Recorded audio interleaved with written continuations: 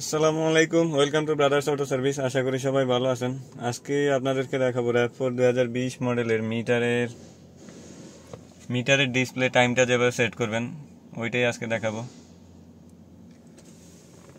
তো এটার metre control করার জন্য দেখেন এখানে স্টিয়ারিংয়ে কিছু বাটন দেওয়া আছে, এগুলাতে আপনাকে প্রেস করতে হবে। এটা হচ্ছে back button, right button, left button, up button, down button, আর মাঝখানে হচ্ছে এন্টার বাটন। এগুলাতে আপনাকে প্রেস করতে হবে যদি মিটারটা কন্ট্রোল করতে হয়। মিটারের কোনো সেটআপ অপশন আপনাকে যেতে হয়, তাহলে এগুলাতে আপনাকে প্রেস করতে হবে। তো এটার মাল্টিমিডিয়াটা হচ্ছে এটা, এসি প্যানেল হচ্ছে এরকম। এটা RAV4 2020 মডেল। তো আমি আপনাদেরকে দেখাবো মিটারের ডিসপ্লেতে টাইমটা যেভাবে সেট করবেন ওইটাই আজকে দেখাবো। এটা হচ্ছে মিটারের ডিসপ্লেটা। আপনারা যখন মিটারের কোনো অপশনে যাবেন তখন এখান থেকে লেফট বাটন অথবা রাইট বাটন যে কোনো এক বাটনে ক্লিক করার পরে যখন এইভাবে চেঞ্জ হতে থাকবে ডিসপ্লের থিমটা, ডিসপ্লের অপশনগুলো যখন একটার পর একটা আসবে, তো আমি রাইট বাটন ক্লিক করতেছি।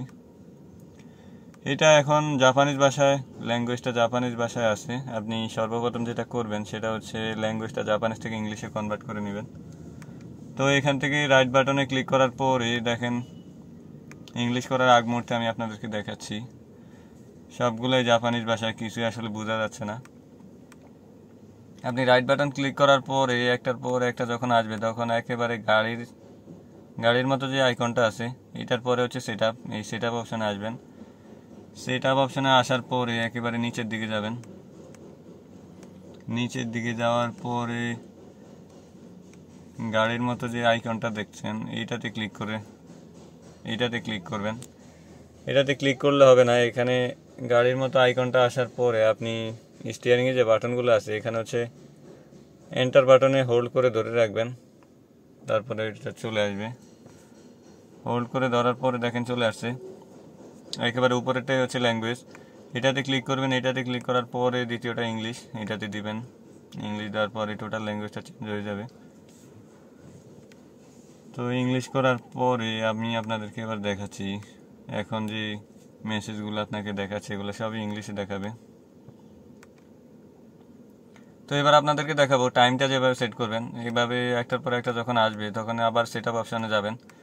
সেটআপ অপশানে যাওয়ার পরে উপরে দেখবেন একেবারে উপরেই ঘড়ির টাইমটা দেওয়া আছে, কর্নারে দেওয়া আছে 17টা 7 বাজে এই মুহূর্তে।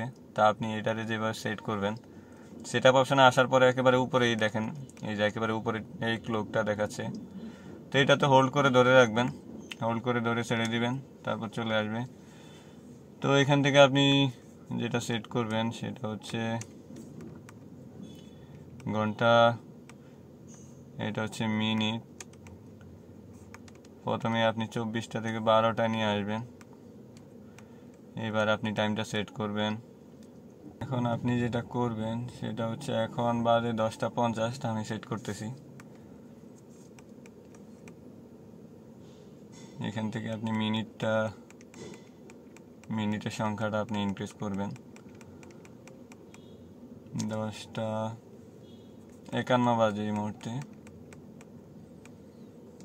তো এটাতে দেওয়ার পরে আপনি এন্টার বাটনে ক্লিক করবেন। এন্টার বাটনে ক্লিক করে ধরে রাখবেন, এখান থেকে বের হয়ে যাবেন। এবার দেখেন উপরে কর্নারে 10:51 দেখাচ্ছে আপনাকে।